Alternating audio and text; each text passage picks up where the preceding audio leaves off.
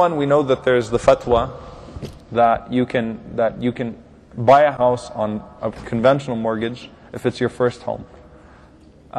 This fatwa was expanded. Unfortunately, the fatwa started off with the people who truly do have darura, who truly do have a dire need, which were people that have 5, 6, 7 children and no one is willing to rent a house to them, except that's something that's abnormal. Fine, for those people, yes, they can exercise that option. They had the fatwa to go and to just exercise a conventional mortgage. Okay, but to expand that to everyone on the concept that it is a darura, that it is a dire need to own a house in this country, is not appropriate. It's not true. It's not a dire need. We can live with, there are people that live on rent and lease their entire lives. And if everyone exercised that, then there would be no development of Islamic alternatives. There would be no development of Islamic alternatives. Because people insist on not paying riba, you find even HSBC and even conventional banks are trying, Divan banks are trying to find an Islamically compatible package. So if all of us just said, okay, let's just lay down and take the conventional mortgage, it's darura, a sheikh gave a fatwa, it's okay, then subhanAllah, we're destroying our future as a community. We're destroying our future as a community. So, no, it's not okay for anyone to just go for a conventional mortgage if it's their first house. Because it is in no way, shape, or form a darura.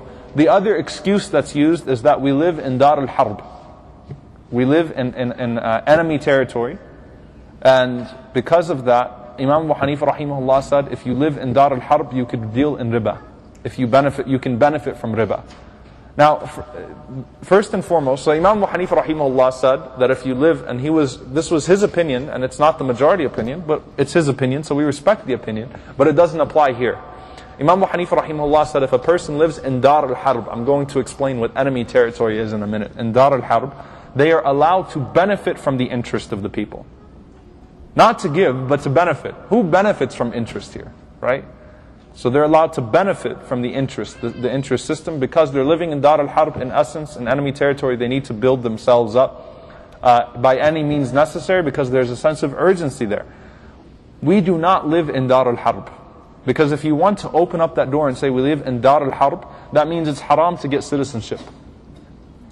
How many people do we see today that buy houses on riba but would refuse to get citizenship?